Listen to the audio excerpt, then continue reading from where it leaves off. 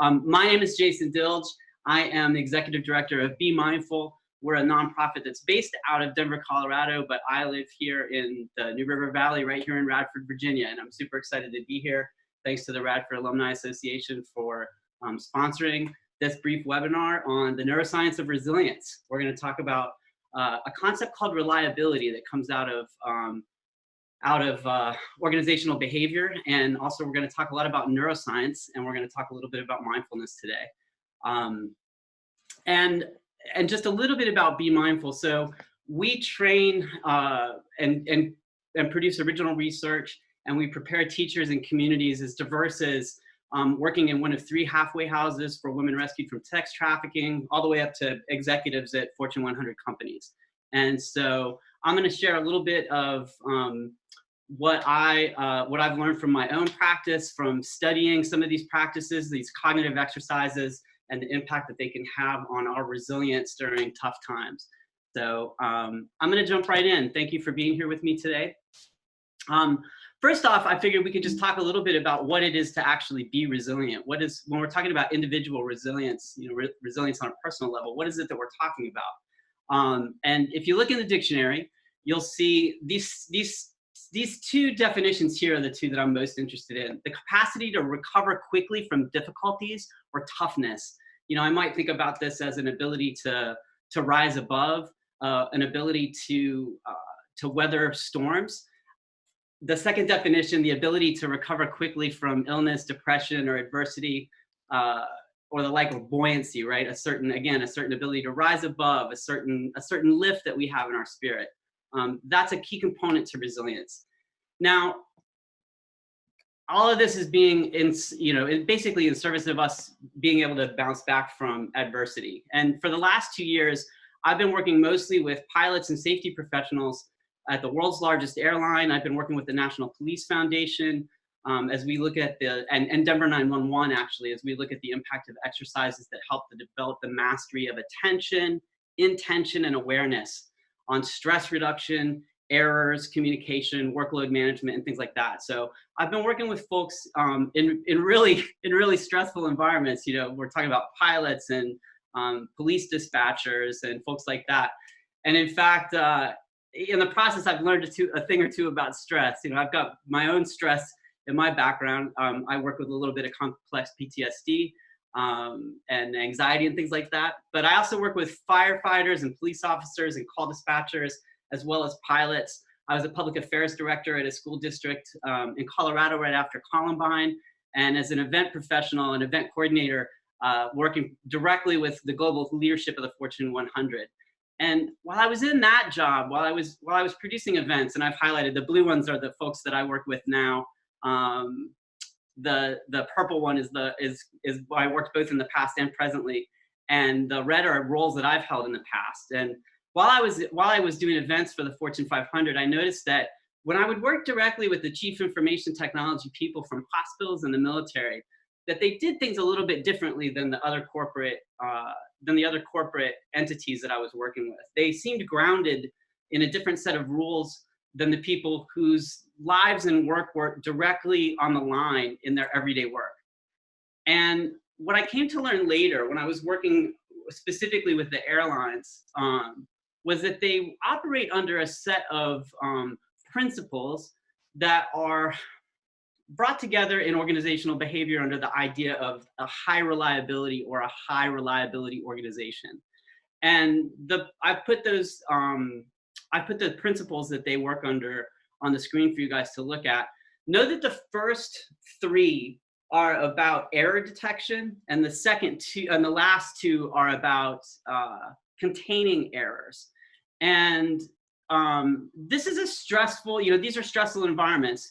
High reliability organizations, or organizations made up of people running complex technologies at a scale and a scope that when something goes wrong, people are likely to be injured or die.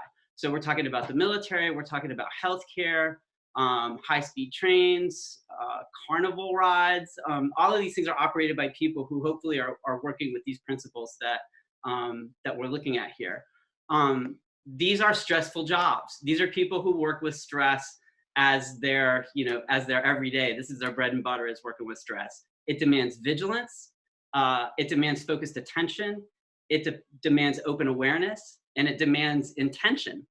And so as somebody who's interested in neuroscience and the cognitive processes that help us be resilient, to help us live better lives, this is the kind of thing that gets my attention. A set of principles that help us function in highly stressful, highly demanding environments.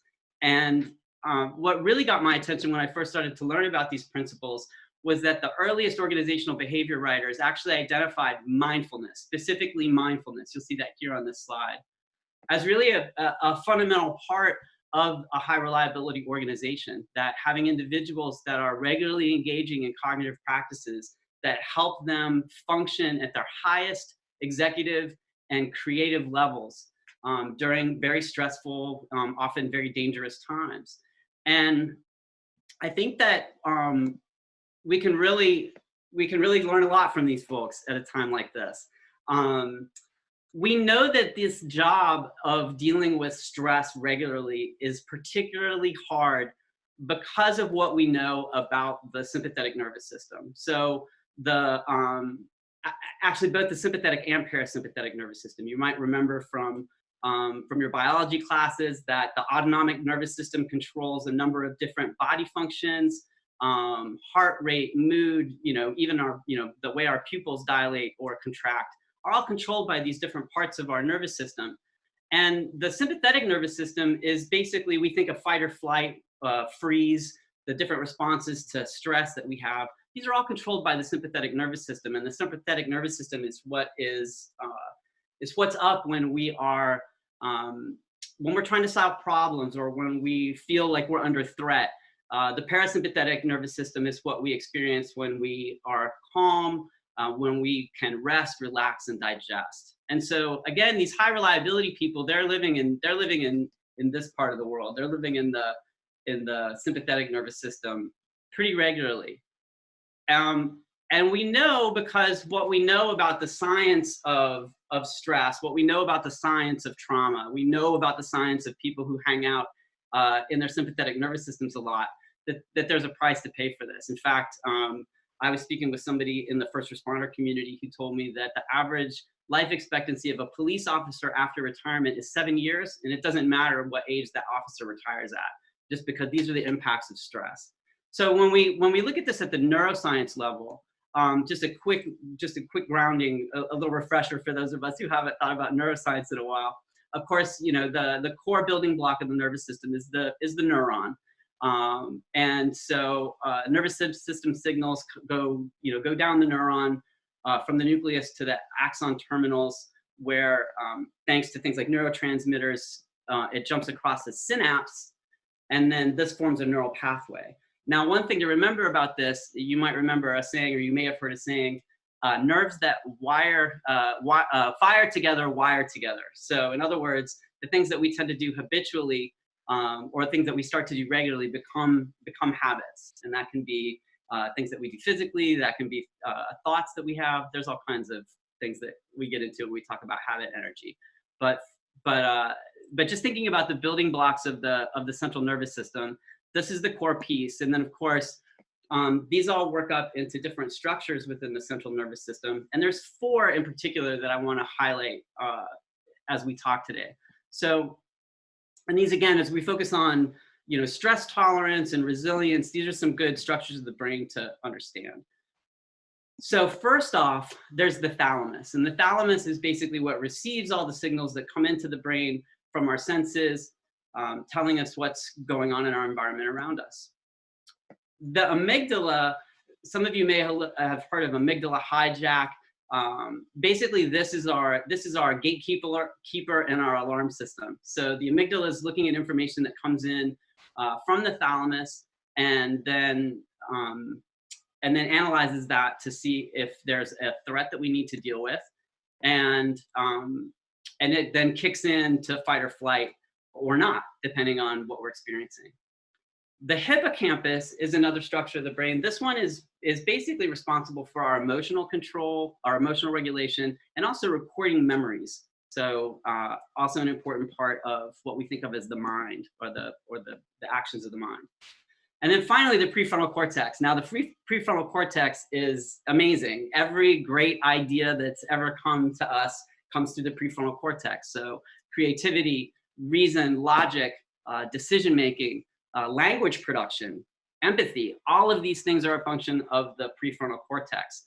And we'll talk a little bit about how these parts, especially the prefrontal cortex and the amygdala, relate to each other.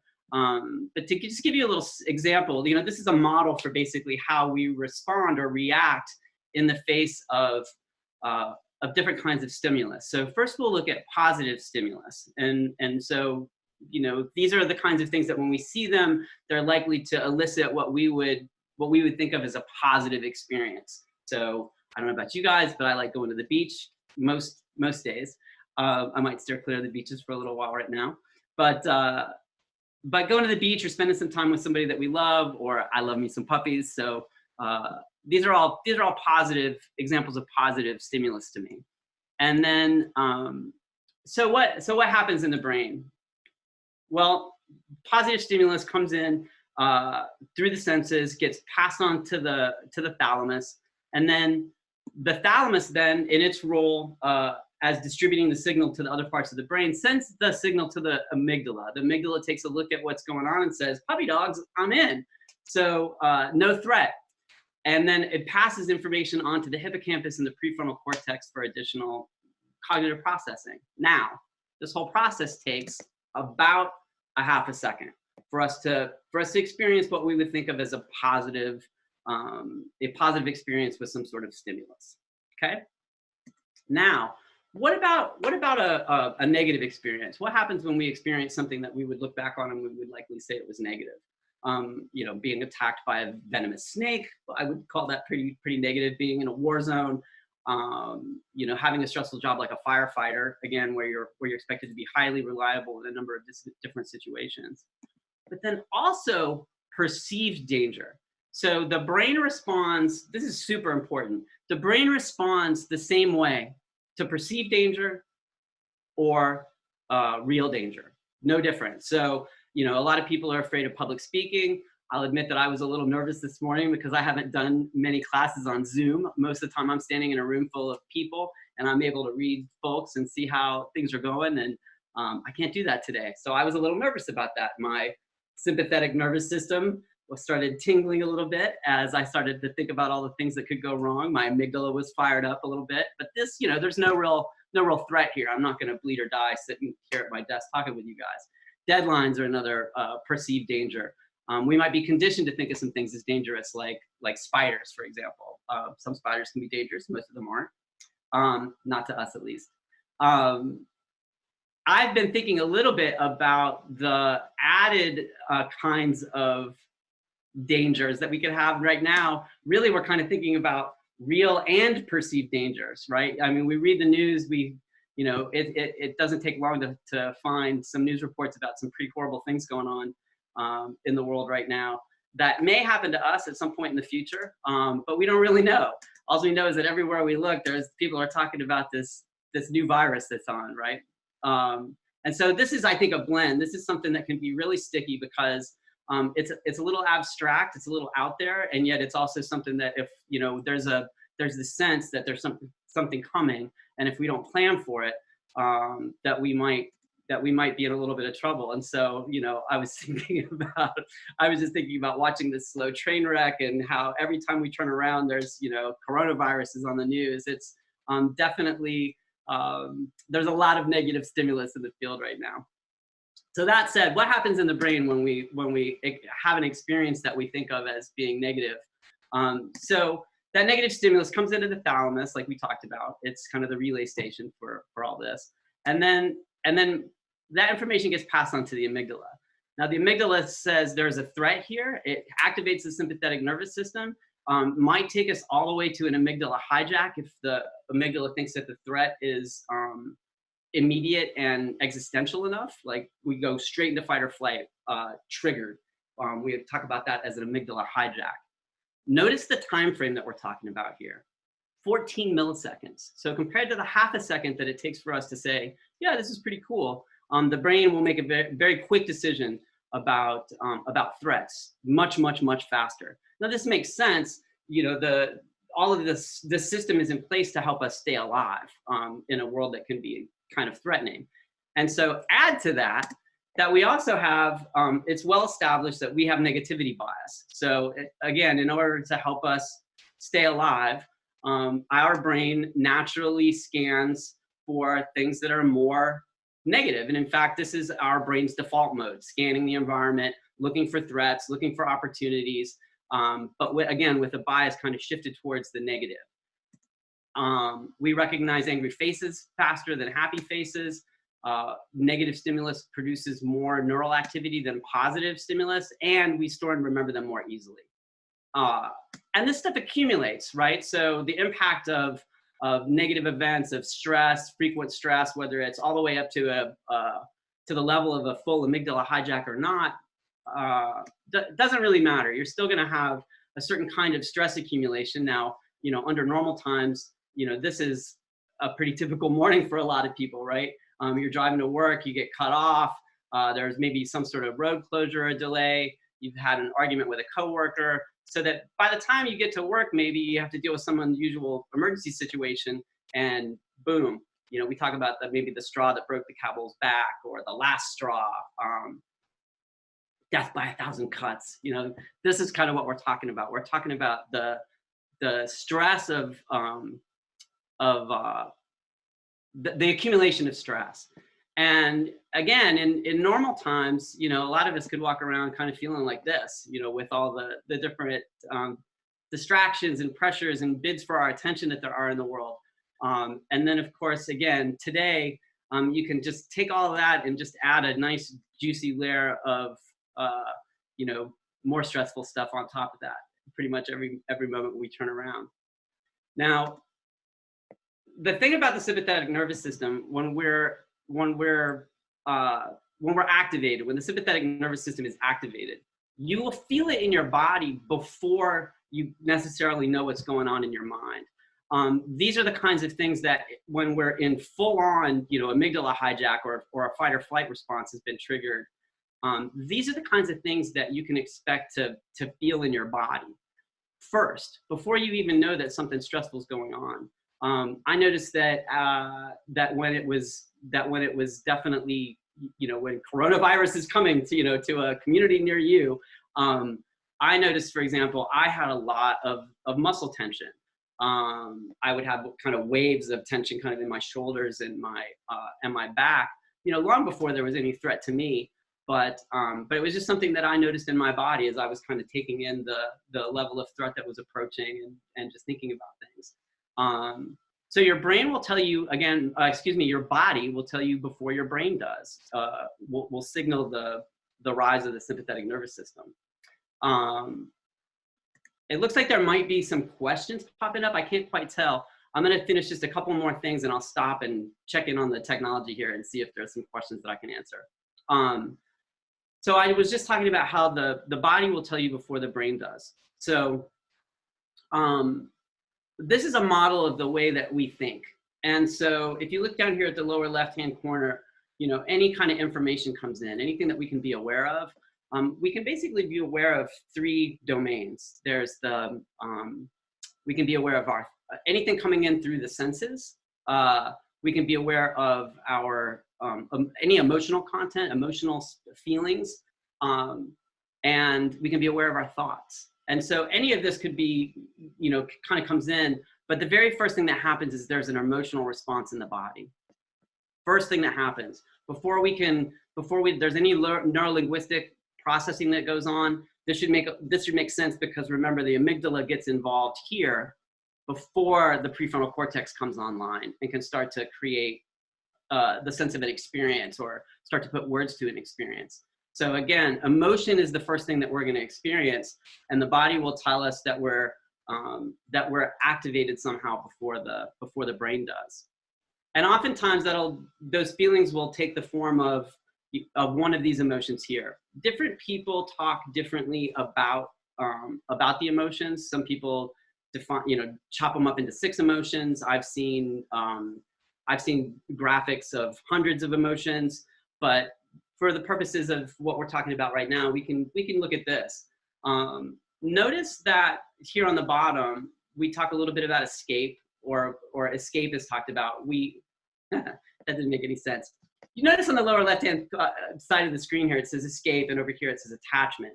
What this basically means is that we tend to seek out more of emotions that we would consider positive, like excitement, joy, love, trust. And then we tend to want to avoid feelings like sadness, shame, disgust, etc. Right? Makes sense. Now notice that these are also associated with particular neurotransmitters. We talked about neurotransmitters as part of what makes information go down neural pathways between the synapses. So with a lot of the more stressful emotions, cortisol is associated with those, and the feeling that we have along with these, or the response, I guess I should say, is often fight, flight, freeze, stress eating food, right? Lots of F's.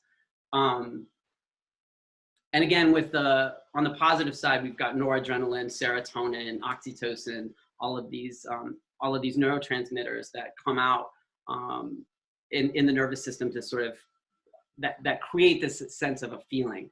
Now, the more we hang out on one side of them, so in other words, the more often that if we can actively cultivate positive emotions, as opposed to hanging out in the kind of default negativity bias and scanning for negative events, an interesting thing happens here to startle and surprise. So startle and surprise is a big deal when you're talking about resilience, right? If you're in an amygdala hijack and you're locked up, there's chances of being resilient aren't very high. And this is something that we talked a lot about with the pilots that we were training, is that the more that you can cultivate your experience to be here, the more likely it is that when you experience startle or surprise, that you're going to be able to experience a sense of wonder and maybe even curiosity that leads you here. And also most importantly, keeps you in touch with your prefrontal cortex and your higher order thinking, your creativity, right? If we tend to hang out here, when we get surprised, things tend to go south. When I'm talking about surprise, I'm not just talking about like somebody jumping out of a closet, you go, boo, right? What I'm talking about, anything that goes differently than what you expect it's going to go. So you could, think you're going to come home to a dinner of like your favorite hamburger and you get leftover spaghetti and, watch what happens in the central nervous system. So, so this is important to understand because emotions impact our cognitive performance. So having a slightly positive, open, curious attitude helps deal with startle and surprise, and it just helps us stay in our prefrontal cortex where we can access our highest levels of emotional regulation and executive function. I am going to see if I can check in and see if there's any questions. I'm not sure. I see a chat here. Here we go. All right. Oh, I have not hit record. Jason, that's okay. I was able to hit record before. Okay, we are recording. Great. Super. All right, doing great. Great feedback. Excellent. Okay, so let's talk a little bit about the impacts of stress. So for folks who are dealing with stress regularly, and again, this comes from neuroscience. This comes from my experience working with folks in first responder communities and in aviation. So let's look at what happens when we hang out in stressful times regularly. So there are well-established effects of stress on the brain. We see, and so this can be low-level, everyday stress. I'm not talking about traumatic events. I'm not talking about worried every day about the advance of some pandemic. I'm just talking about everyday life and everyday stress here. So what we see when we've got daily, regular, repeated, even low-level stress, we see the hippocampus shrinks, right? This is the part of the brain that's responsible for our memory and our emotional regulation. So we get worse at remembering things, and we get worse at our own emotional regulation. we see a shrinkage and less connection in the prefrontal cortex. Free radicals are created, which kills brain cells. The size, the activity level, and the neural connections in the amygdala increase, which makes us more sensitive to threat, makes us more reactive to threat. It also might make us metaphorically see snakes instead of sticks. So walking along, you know, if you see something that looks like a stick, if your amygdala is super activated and looking for threats all the time, it might look at that stick and see a snake. It halts the production of new brain cells. It reduces the amount of serotonin and dopamine. Again, these are neurotransmitters that are responsible for positive emotion. So the reductions in serotonin and dopamine can lead to issues like anxiety, depression, ADHD, addiction, all kinds of challenges. And then it makes the blood-brain barrier more permeable, which can lead to things like brain cancer and infections and multiple sclerosis and things like that. So really nasty effects of daily stress under any circumstances on the brain. You can imagine what's going on when we're all soaking in it. And it shrinks your neural networks, which obviously is going to inhibit cognitive processing, all kinds of things. So you can see a normal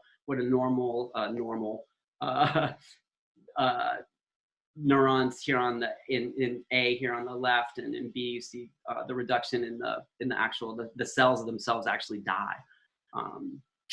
And in the body we see all kinds of impacts as well. So chronic fatigue, basically every major anatomical system is impacted by stress.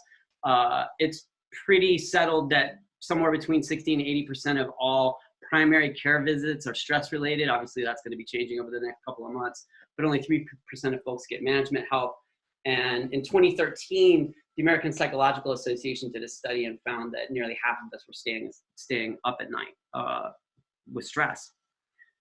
And then over time, you know, stress, basically the definition of trauma is, you know, one way to describe trauma is basically stressful events that don't resolve by the time the body's capacity to stay, you know, in fight or flight is exhausted. And over time, when we're dealing with stress over and over and over again, this is basically the sequence that one can expect, you know, from out of trauma and physiological and neurological overload, which with the way that things are changing in our world today, some of us might be experiencing, we fall to coping patterns, you know, on up to the kinds of diseases and distresses and things that we talked about just a minute ago, which ultimately can lead, of course, to premature death. So, so this is, you know, this isn't a little deal. And this is what I mentioned earlier when I talked about the life expectancies of retired police officers and things like that. This is what's going on with folks in our communities who are dealing with stress and trauma on a regular basis. So with all of that cheery news and information, what can we do? What can we do in the face of chronic stress? You know, whether we're dealing with it just in our day-to-day lives, as they were a few weeks ago, or as we're looking at, you know, maybe an extended period of time where we're having to change all of our routines. You know, the brain doesn't really like change very much. And so, you know, what are the practices? What are the things that neuroscience has learned in the 30 years or so that we've been able to use fMRIs and, you know, and other sort of diagnostic and tools to actually see what's going on in the brain? And the good news is there's quite a bit. There's exercises, cognitive exercises that basically help us maintain connection with our executive function when we're under stress. So that helps us with our planning, our reasoning, and problem solving. And then also maintaining our emotional development and our emotional regulation. These are two sides to this coin, that these practices that have been developed over a long time really do help with. We love this little guy with the little brain with his weights. The brain is a lot like a muscle. If you use it, if you use it regularly, it's going to get stronger. The better off we are. If we do nothing, just like our body atrophies, our mental health atrophies. And these practices that I'm going to be talking with you are scientifically validated. We'll get into that a little bit. So if you're under a lot of stress, really, these practices are the ways to help mitigate the effects of stress, to help make it so that stress doesn't arise quite as profoundly during challenging times. And the core of these practices is built around a set of cognitive exercises that lead us to either a state or a trait. So in other words, a temporary state or something that can actually become part of our personality, our way of being, that we talk about as mindfulness. So when we talk about mindfulness at Be Mindful, we're talking about the deliberate use of attention.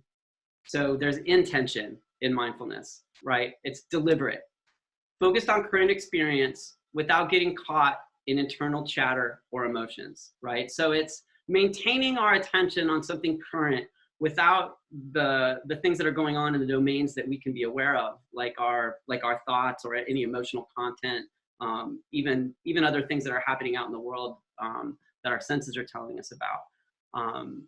Not getting caught in those, but being able to remain focused on the object of our attention. And so when we're talking about practicing this, how would you practice this?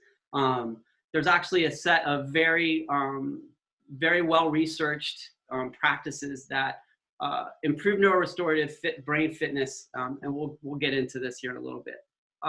Two of the main areas that we work with when we're working with mindfulness, first of all, is just our awareness. Open awareness, being in touch with what's unfolding around us in the moment. And then also focused attention. We think of open awareness as kind of this big, like the big view on a camera. And then focused attention is being able to bring it down, focused on just one thing. And then there's an intentional component to mindfulness practice as well. What we're trying to do when we're practicing mindfulness is we're practicing cultivating a sense of acceptance. And in this particular graphics, I've said acceptance plus. There are another set of attitudes and perspectives that are also helpful with mindfulness that get us to this sense of acceptance, and we're going to talk about that quite a bit as well. Really what we're trying to do is we're just trying to get to a place where we can accept that a certain stimulus is present without getting hooked into it, without getting fixated on it. Because remember, again, mindfulness is voluntary. We're intentionally putting our attention on something. And also without the need to avoid it. And I want to emphasize that this is not detachment. This is not ignoring and pretending that something is not there. It's actually accepting that something is there without letting whatever emotional content arises hijack our highest executive functions and hijack our emotions in the process. So in mindfulness practice, what we're working with most often are two networks of the brain, and we'll talk about these just a little bit. The observer network is kind of just what it sounds like. It's the part of our brain that's engaged when we are just noticing. Whenever we're, you might notice, like whenever you're really intently into something and you're noticing the progress of something that you are intentionally trying to work on, you notice that everything may get really quiet, that there's very little chatter in the brain as we focus our attention, narrow our awareness onto the task that we're on. That's why the scientists call this network the task positive network. It's engaged with our direct experience moment to moment. And it requires engaged attention. You have to put energy into staying in the observer network. Why? Well, the answer to that lies in the other network of the brain that we're often dealing with when we're practicing these cognitive practices, when we're doing these mindfulness practices.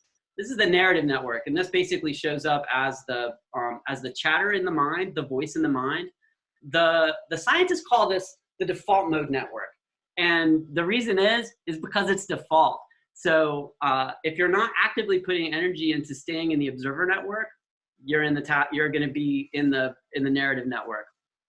The mind wanders, it scans, it fires up when you're bored. Again, this kind of goes back to what we were talking about with the emotions and this capacity for the brain to try to find, the mind to try to scan and find either negative things or positive things with a bias towards the negative, right? So this is the network that does that. This is the network in our brain that does that, the narrative or the default mode network.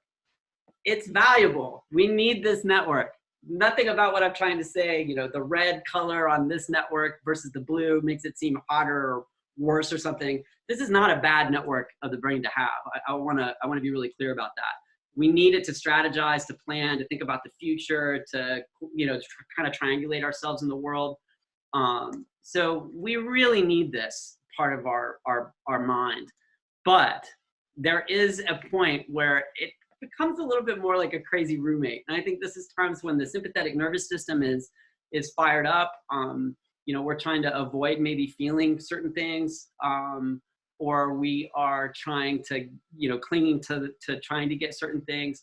And this voice in our head can become pretty unreasonable pretty fast. At least it can in mine. I suspect it probably could in yours too. But this, I call it the crazy roommate, and it really is, it's this element of maladaptive worry. It's that tape that just keeps playing that won't stop. Some people call it rumination, which of course comes from the you know, the ruminants, the like cows and things that have this, they basically chew food a second or a third time to make it more digestible. I don't know that our rumination makes anything more digestible, but we sure like to do it. So how do we know that these things work? Well, we've been researching and teaching mindfulness for, you know, for 30 years in formal settings. We have done lots of brain scans, fMRIs, lots of research now. All of the things that I'm about ready to show you about the impacts of mindfulness on the brain are settled science. There's not really a question about them anymore. Really most of the research today is on how do we apply what we've learned about the mind, apply these things. And I think it's worth knowing that, you know, if mindfulness, if these practices that I'm sharing with you, if their effects were a drug, that we'd be eating these things like M&Ms, because mindfulness would have met the FDA requirements 30 years ago. There were 14 studies showing the effects of mindfulness on the brain and behavior by 1990. And the last time we checked, I think last fall, there were more than 6,000 studies that had been done. So again, settled science tells us that there are 4 key effects on the brain and behavior from mindfulness practice, from these cognitive practices.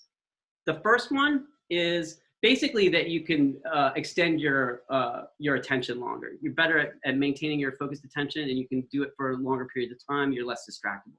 That's effect number 1. Effect number 2 is we become better at regulating our emotions. We become better at dealing with, accepting, and responding differently to our emotions. We notice that we're more in touch with our bodies, and we have an expanded sense of self that includes other people in our relationships. So these are the 4 main effects of these cognitive practices that I'm going to be sharing with you. And if you're curious at all about the areas of the brain that we see subjectively, objectively, that's these here on the bottom. And when we roll these up, the benefits that this creates is pretty dramatic. So when we're talking about the connection between mindfulness and resilience, these are the things that we're talking about. The reduced rumination that happens, the stress reduction, better working memory, focus. You know, I think as you look over this list of benefits from these practices, and again, this is, you know, this isn't something that we've made up. We didn't make this up in our backyard and go, hey, it would be great if everybody tried this. This is settled science. So this is some data looking from an early MBSR study. So MBSR was the very first heavily researched mindfulness program. MBSR stands for mindfulness-based stress reduction, and was pioneered by a guy named Jon Kabat-Zinn at the University of Massachusetts in the 70s.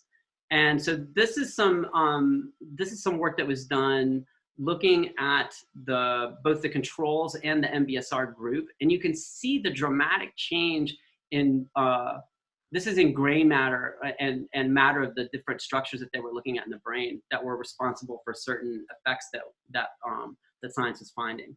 And you see in the red areas, this is the areas where, of the MBSR groups. And you can see that there was,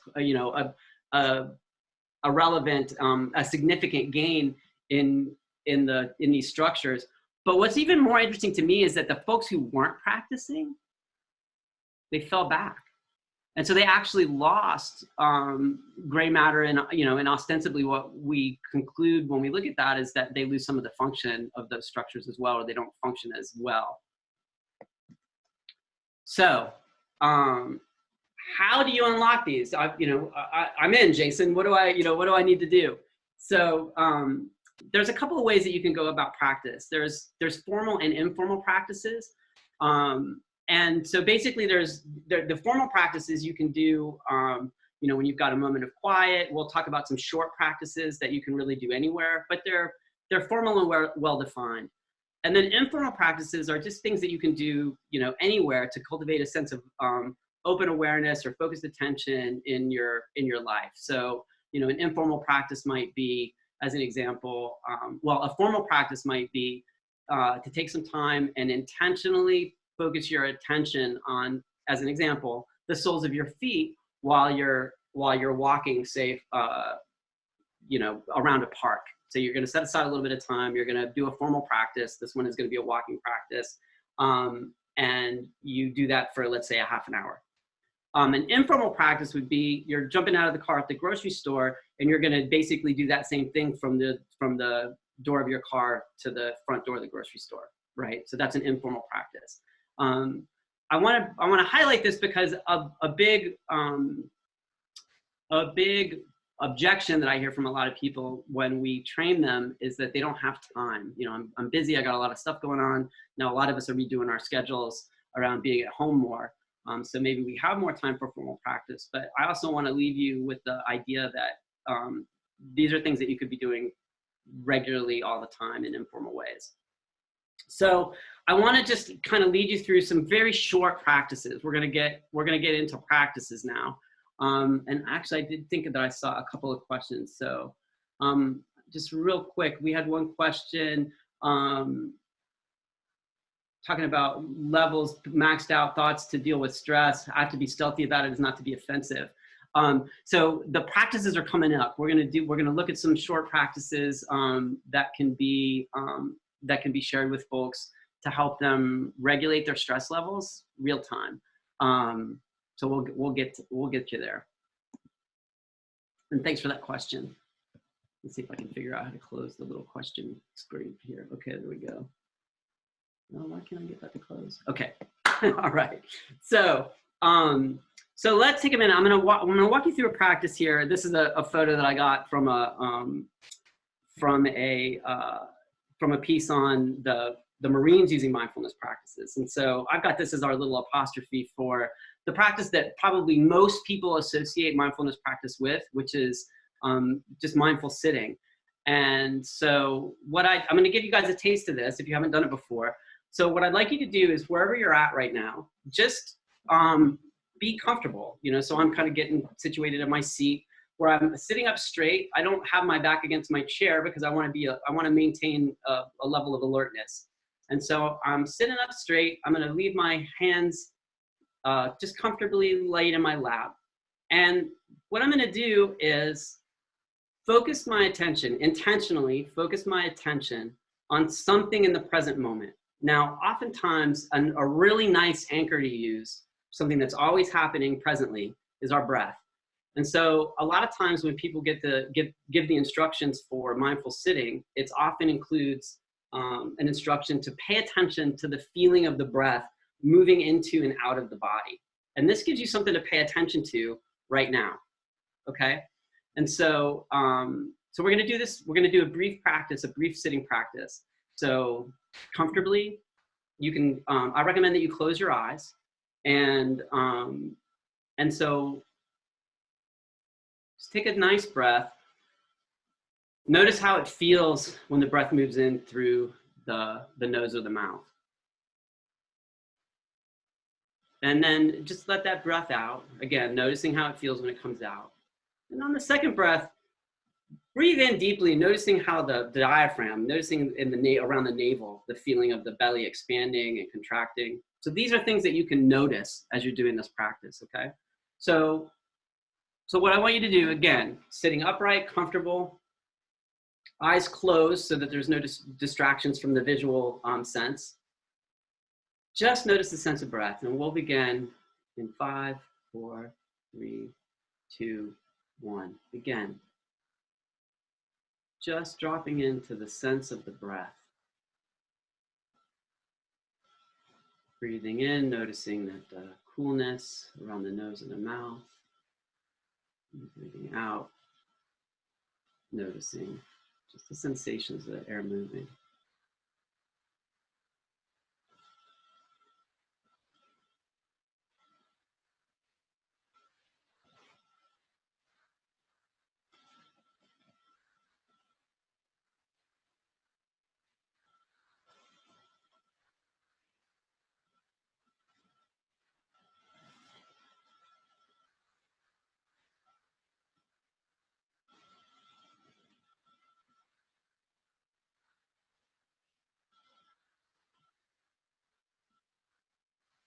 Now, I'm guessing by this point you've noticed that the mind will wander. And when it does, that's okay. It's going to do that. It's its default mode. Just notice, and then return your attention to the breath. Just noticing. Any thoughts or emotions arise, just notice. Know you've got this time. Just sit and learn this practice and return your attention to the breath.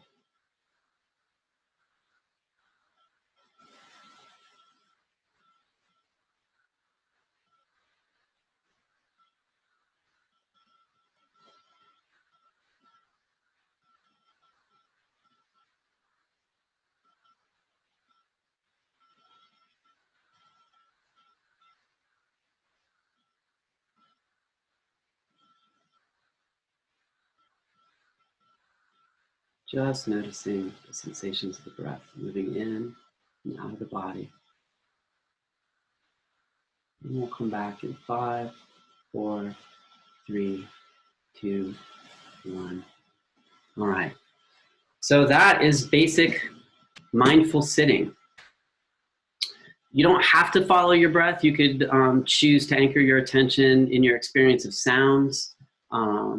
You could notice the sensations in your body, but that's basically, that's that practice. Now, other formal practices include things like I mentioned earlier, like walking practice. So this we would maybe, there's variations on this one as well. You can start off really slowly and really, really get into noticing the sensations of the feet as they move, the weight shifting from foot to foot, the sense of pressure on the pads of the feet. You can move really slowly and notice very subtle differences. Or you could take them on a more normal walking pace and maybe just notice the feeling of the body as it moves in normal walking. These are all, there's lots of ways that you can create variety around these practices. I think finding one that's simple and that you like is the best way to unlock the benefits of this practice. And you can do these practices for very short periods of time. I remember when I first started practicing, I would try to sit for about 5 minutes, and it was challenging. But just like any exercise, remember we talked about how the brain's like a muscle, and as you develop the neural pathways for these practices, it becomes easier and easier and easier to achieve this. So when you first sit, don't be discouraged when you think, oh my gosh, I can't empty my mind. Well, the mind is not meant to be emptied. The default mode is for the mind to spit out thoughts. And so while we can, as we get into these practices, that we may experience that slows down. But just a sense of acceptance, kindness, as you do these practices. Start off short. You can work them out longer. I started at 5 minutes. Most of my practices these days are probably somewhere between a half an hour and 45 minutes. There are other formal exercises as well around mindful eating and a number of other things. These practices are most important because they basically allow the body to be to be ready for highly stressful events. If you've got a regular practice where you're practicing even as little as 10 minutes a day, you know, I talk to a lot of people about this, that it's like brushing your teeth. You know, you wouldn't hunker down on Sunday for a couple of hours with your toothbrush and just brush like crazy and say, okay, I got it for the rest of the week, right? That it wouldn't happen like that. You brush a little bit every day. Mindfulness practice is the same way. The cognitive benefits, the emotional benefits, the social benefits, they come around from regular repeated practice. Now, the good news is that's not the only way that you can unlock the benefits of these things. Again, you know, when we're feeling the effects of the sympathetic nervous system, when our body is telling us that we are in stress, whether it's perceived or not, and we can often feel that that physiological response. You know, we've each got different ways that we respond to things. This slide that I've got up right now is actually it's a heat map of different areas of the body when people are experiencing different emotions. The interesting thing about this to me is that this slide is not culturally dependent. It doesn't matter where in the world you run the experiment that this was run on, and people's bodies basically responded the same way.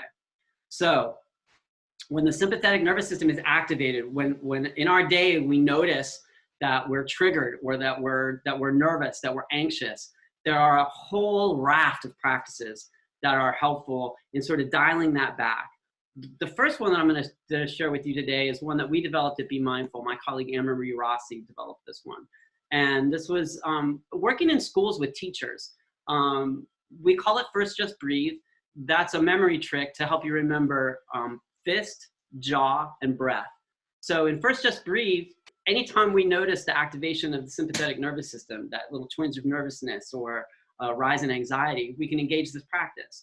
So you can do this with me from wherever you're at. The first thing that we know is just to open the fists. We tend to ball up fists when we get stressed out, you know, white knuckle driving, road rage or whatever. So opening the fists, taking a nice breath and releasing it.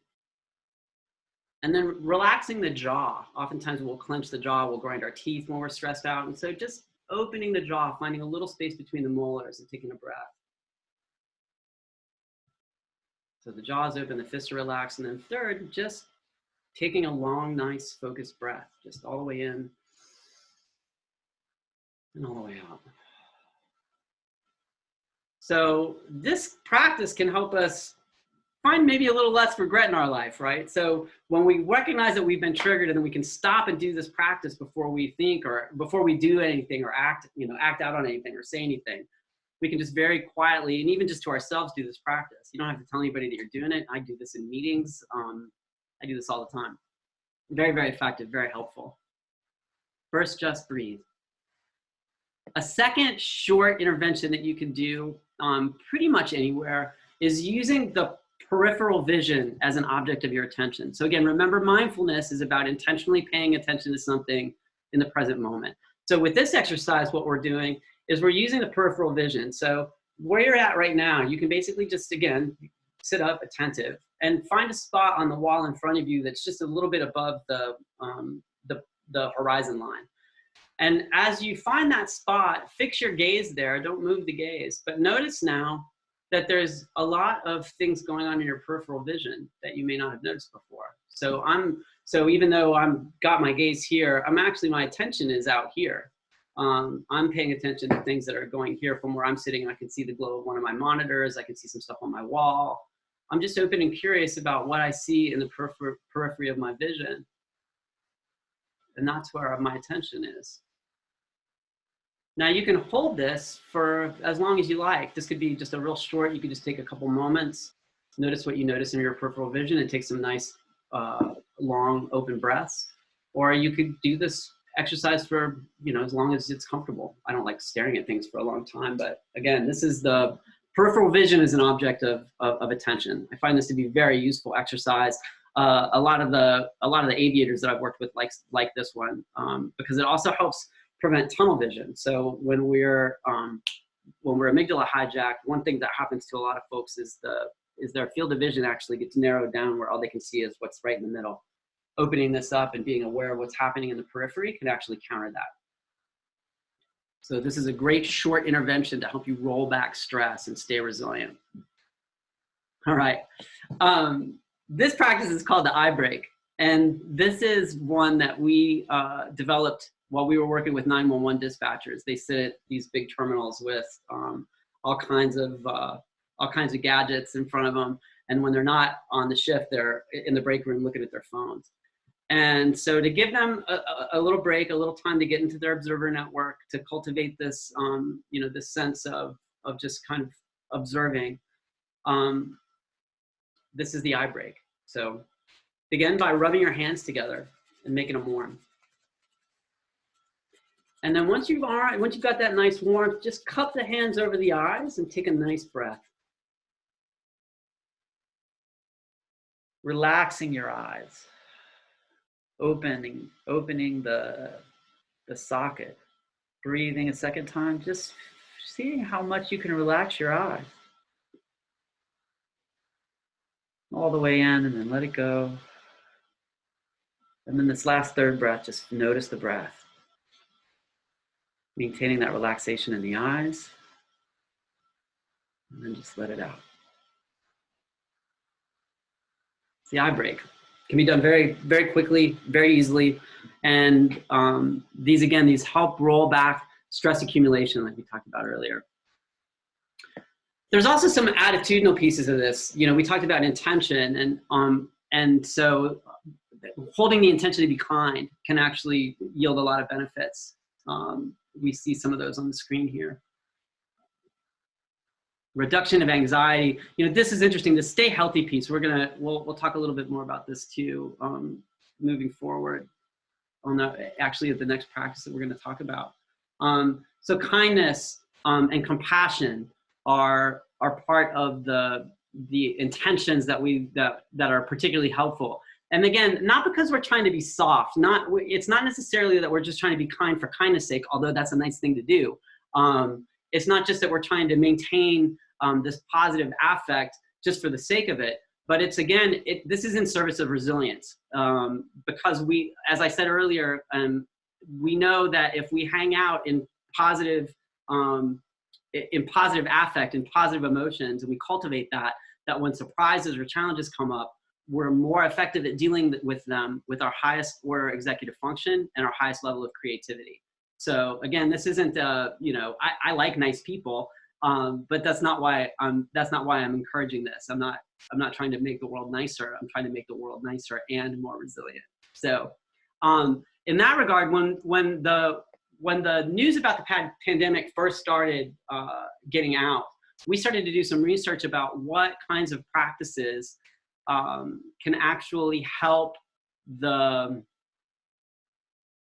body lower stress the most and lower the burden that stress has on the immune system.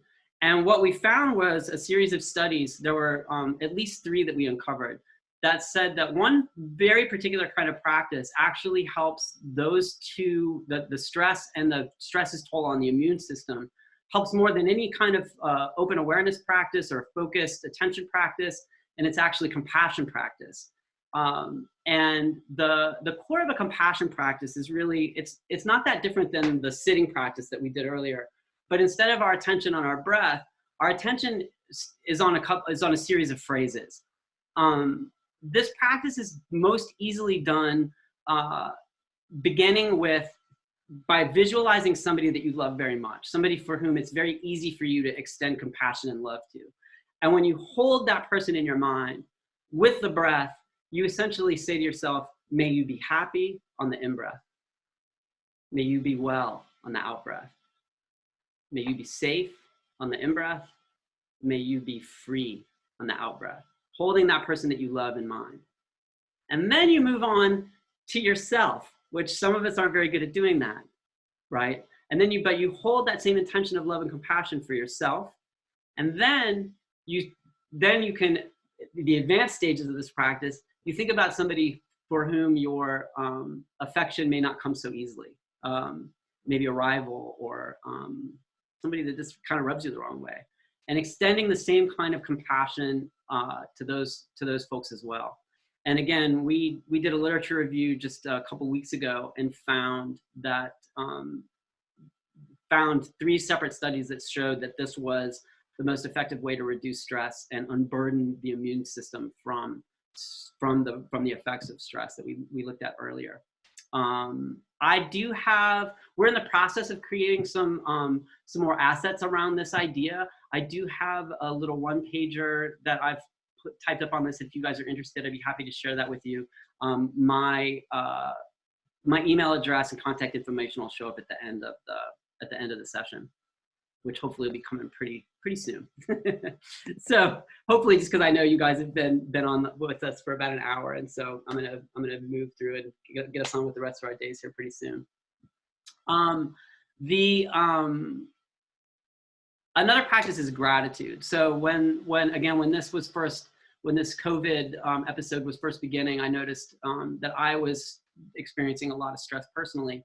And this is one of the practices that I use pretty regularly to just kind of help. I noticed that it de-escalated this one nicely, was just to sit and write down. When I teach it, I say 3 things. Just write down 3 things that you're grateful for.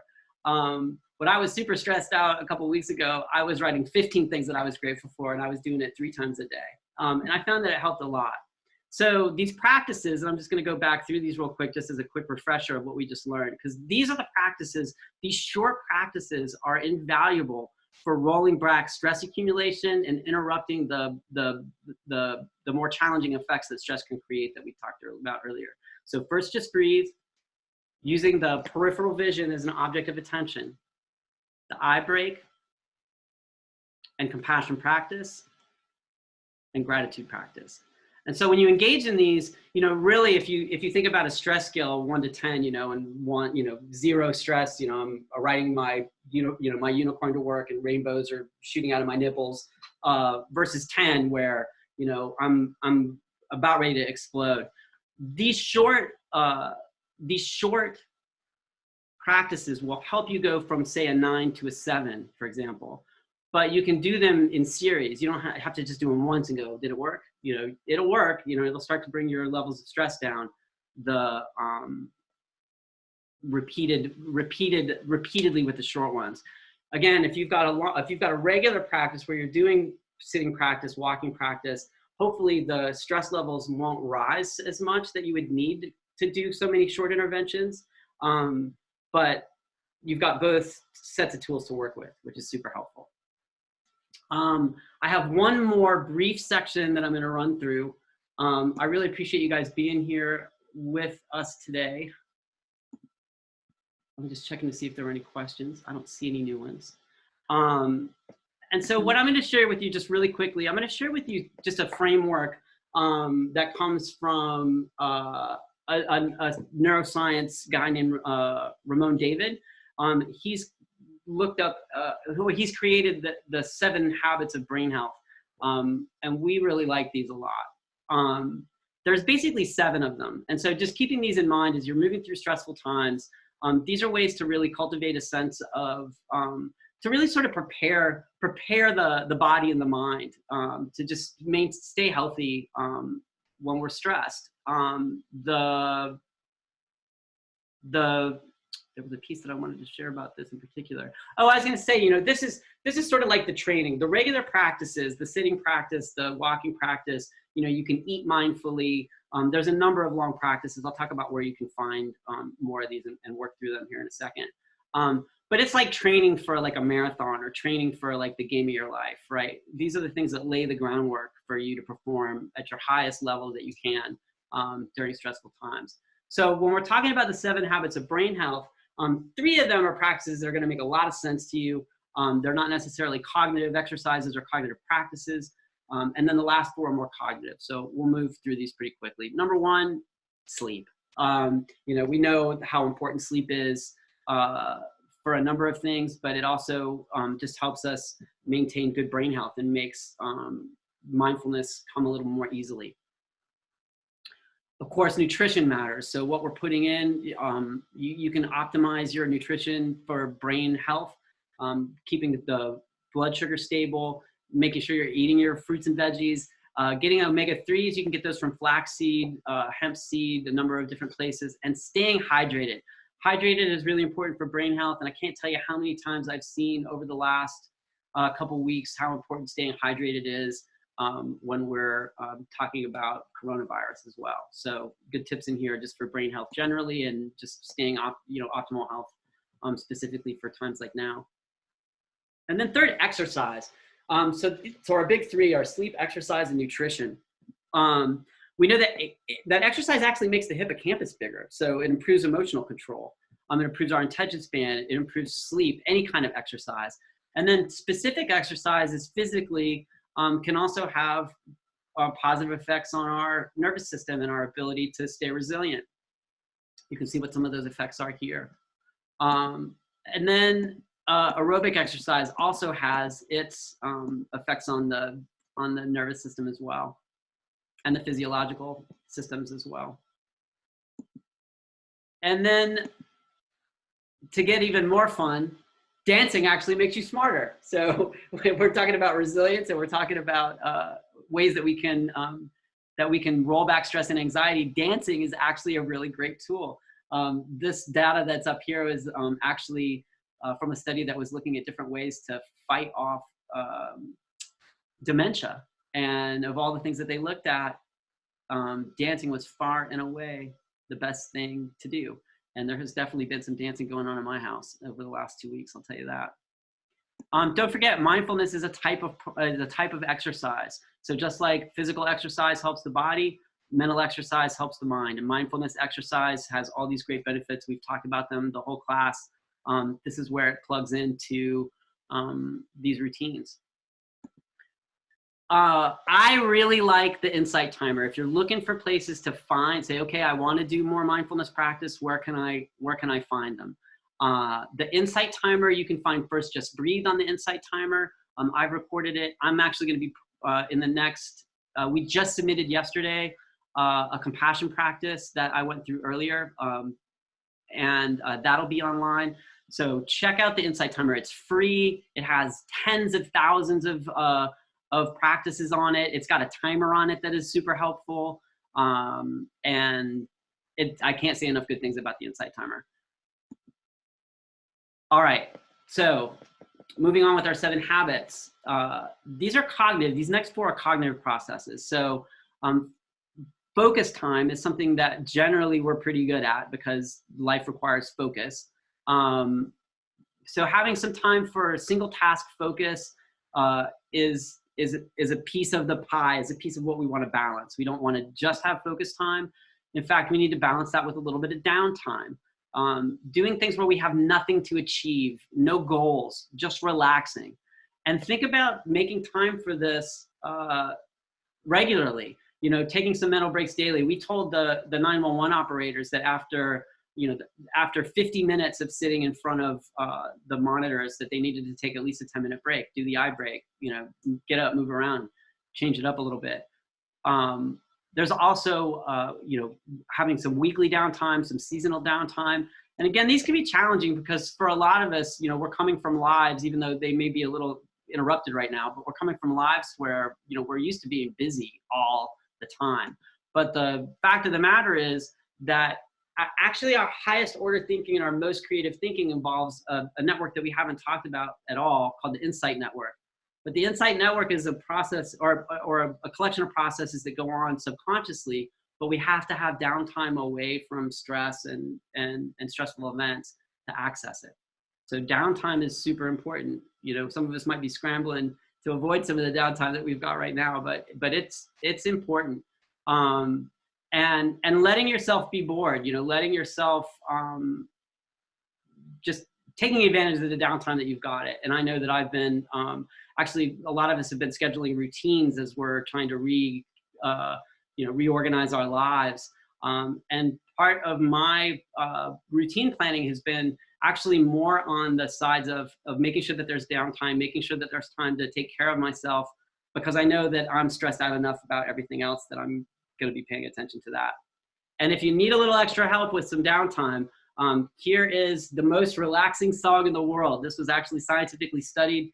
The Marconi Union put together a song called Weightless that when people in a study were given puzzles that induced a certain amount of stress, they studied what music could they play that would lower the stress levels of these folks that were working on these problems? And they found that listening to this song resulted in a 65% reduction in overall anxiety and a 35% reduction in their usual physiological resting rates. So heart rate slowed down, breathing rate slowed down, blood pressure dropped. You're welcome.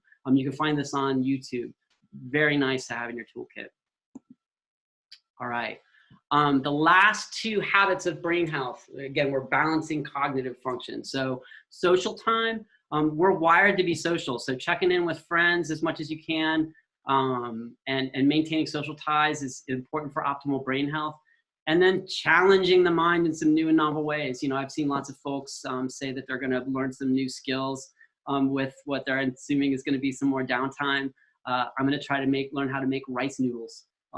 If I've got some downtime. So far I haven't had any downtime somehow, but I'm hoping to get some other than the stuff that I've scheduled. I'm still feeling pretty busy, but hopefully I'm gonna have some downtime and learn to make some noodles. So that'll be fun.